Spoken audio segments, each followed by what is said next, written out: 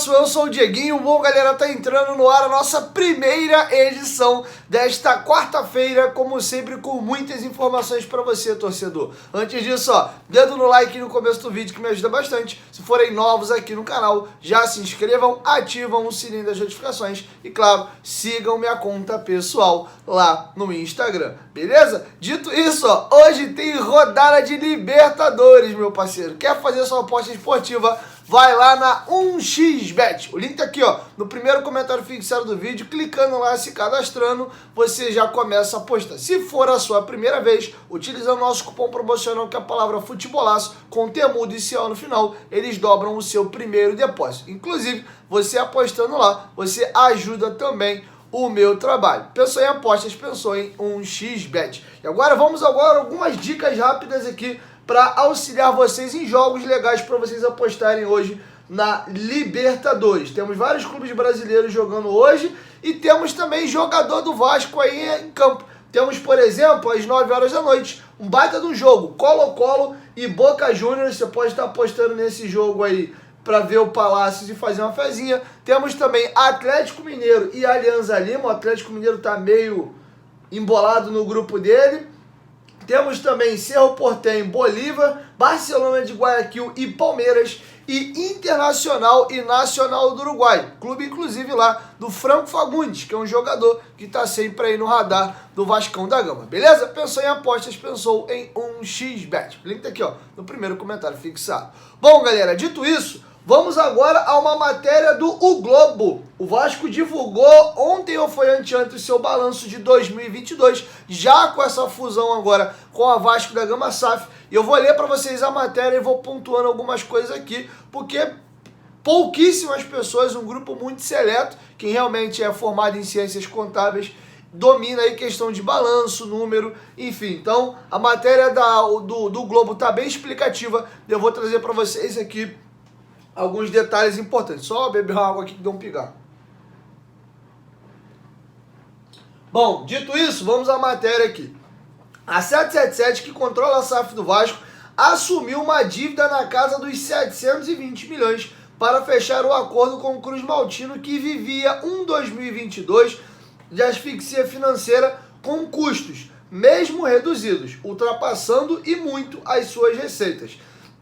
As informações foram detalhadas nesta segunda-feira em balanço financeiro divulgado pela associação, agora dissociada do futebol. O documento relativo ao exercício de 2022 é o último em que questões financeiras do futebol se dividem entre a SAF e a associação. Para tal, as duas partes concordaram em usar a data de 30 de junho como referência para a separação dos ativos e passivos. Fazer um parêntese aqui. A temporada de 2022 do Vasco foi uma temporada híbrida. Nós iniciamos o ano e fomos até setembro como clube associativo, e a partir do mês de setembro a SAF foi aprovada, salvo engano, foi em agosto, dentro do Vasco da Gama, e foi implementada a partir de setembro, tá? Por isso, em um dado momento no balanço, foram separados ali as contas, tá, do futebol, né? Porque o clube associativo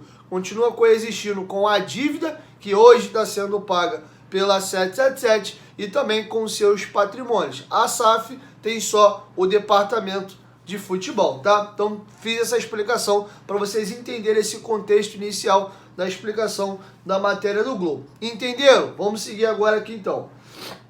O balanço revela uma dívida que chegou a 720 milhões em junho de 22, a títulos de contabilidade. O valor ainda foi acrescido dos 70 milhões emprestados pela 777 ao Cruz Maltino antes da conclusão do negócio, que naturalmente não foram cobrados, abatidos na cessão das ações do Futebol Cruz Maltino.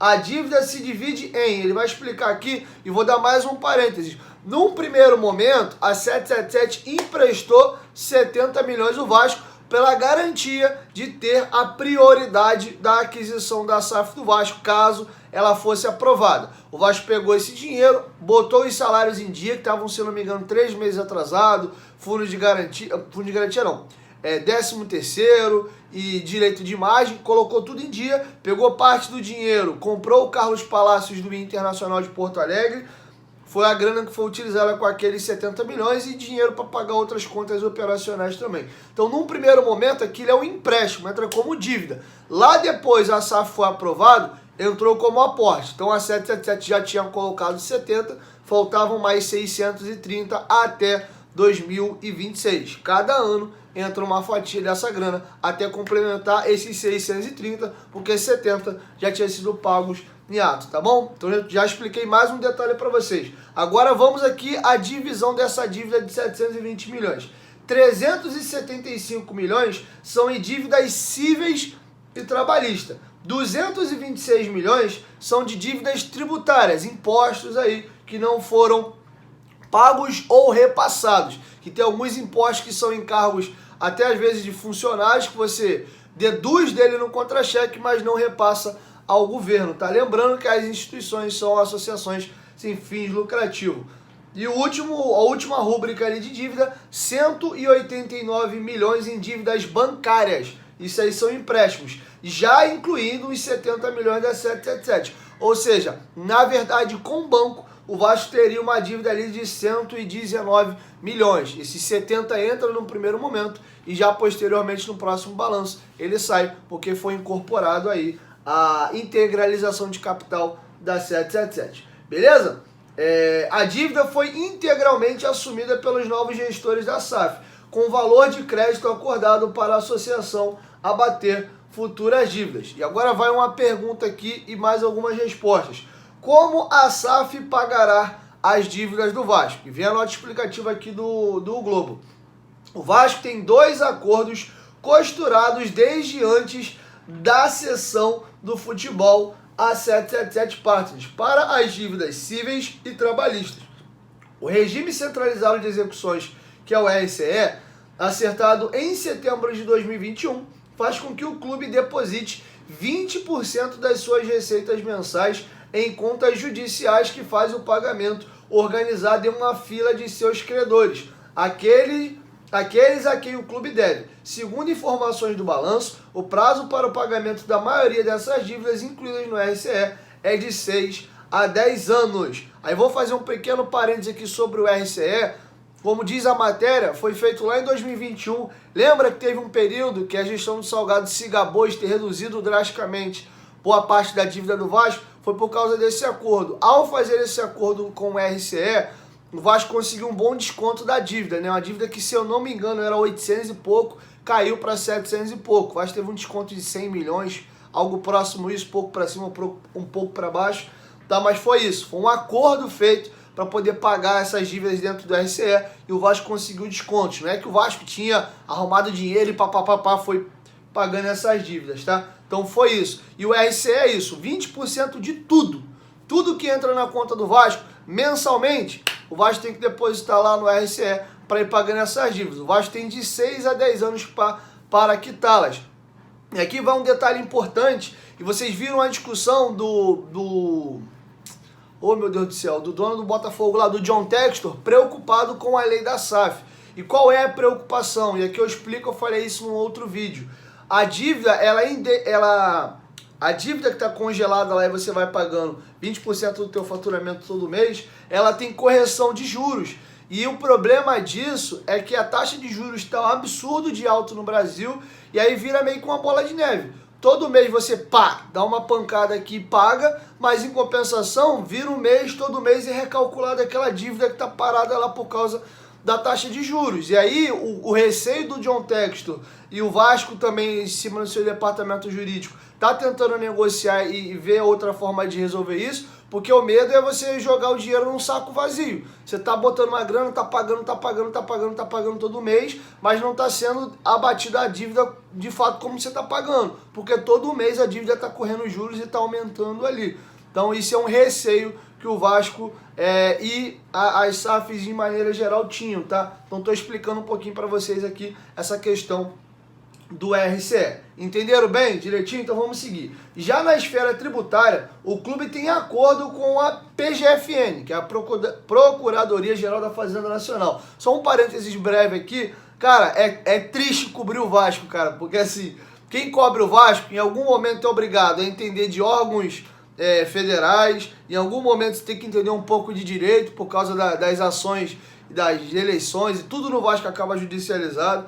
Alguns momentos você tem que entender um pouco de medicina, porque a gente teve casos de Ramon, Breno, Marcelo Matos e por aí vai. Então o Vasco é Guilherme Costa, então o Vasco é um clube muito complexo, que dá problema para tudo quanto é lado, e você, para cobrir o clube diariamente, tem que acabar gravando. Em algumas nomenclaturas e alguns órgãos eu acabo sendo obrigado a entender por essa loucura do Vasco aí. Desde novembro de 21, que renegociou e abateu dívidas fiscais e de impostos. O balanço fala em prazo de pagamento para essas dívidas superior a 10 anos. A SAF segue fazendo os pagamentos normalmente. Questões específicas e valores serão conhecidos assim que a 777 divulgar seus balanços e documentações financeiras sobre o clube. E agora mais um tópico aqui da matéria. Quedas abruptas de receita, né? Lembrando que a gente está falando do balanço da associação. Como agora o futebol foi todo separado e desmembrado e foi para a SAF, o clube associativo só tem um aluguel de São Januário e rúbricas ali de sócio estatutário e royalties de venda de produto, etc., a receita do Vasco mingou, né? E é o que vai se falar agora esse item da matéria. O balanço do clube mostra quedas abruptas da receita entre junho de 21 e junho de 22, anos em que a equipe disputou a Série B por 2 temporadas consecutivas. O clube registrou quedas em sócio, marketing, direito de TV, premiação, transferência de atleta e licenciamento. Os aumentos vieram no mecanismo de solidariedade da FIFA e em bilheteria, turbinada pela volta do público após a pandemia da Covid, mas não seguraram os gastos de 26 milhões de reais na folha salarial e 25 milhões nos custos de futebol, mais os 14 milhões de folha administrativa e os 12 milhões de custo administrativo dos esportes olímpicos, combinados ao aumento da taxa Selic, que turbinou a taxa de juros e fez custos e dívidas crescerem. O Vasco fechou o primeiro semestre em resultado líquido com menos de 57 milhões. Situação financeira atual do Vasco, e aqui a matéria se encerra, tá bom? Vamos a ela agora aqui. A seção do futebol A777 Partners, mantendo patrimônios como São Januário e as sedes do Calabouço no centro do Rio e da Lagoa, aliviou uma asfixiante situação financeira vivida pela associação, que agora apresenta ativo circulante superior ao passivo circulante. Em termos práticos, uma saúde financeira positiva e estável. O fluxo de caixa, grande problema para o clube ao longo dos últimos anos para manter-se operante e negociar dívidas, foi de 500 mil no fim de 2022, com previsão de chegar a 2 milhões em 2023. As dívidas inerentes à associação recaem no valor de 25 milhões, com prazos mais longos de pagamento. O clube reporta ainda um patrimônio líquido de 119 milhões, com previsão de crescimento em até 300 milhões, gradativos ao longo dos próximos anos. A previsão é baseada na avaliação em 1 bilhão do negócio com a SAF, seus futuros lucros e na manutenção de 30% das ações do futebol. A partir da seção do futebol à SAF, o clube, hoje presidido por Jorge Salgado, ficou responsável por questões estatutárias de patrimônio e de esportes olímpicos, como o tradicional remo e o basquete, que retornará, além de se posicionar como uma parte de aconselhamento, trabalho e parceria com a 777. E agora uma aspas aqui e a gente encerra. Financeiramente, o Vasco sai de uma situação muito difícil para uma realidade imediata de sobra de caixa e pagamentos em dia de suas obrigações, e possui ainda forte perspectiva de ainda melhorar substancialmente esse já favorável panorama com o eventual lançamento de debêntures pela SAF e futuras distribuições de dividendos por essa empresa, diz um trecho do balanço do Vasco da Gama, tá? Então, falando do clube associativo, hoje o Vasco vive uma situação bem bacana, tá? A dívida do Vasco é paga pela 777, a dívida foi transferida, inclusive,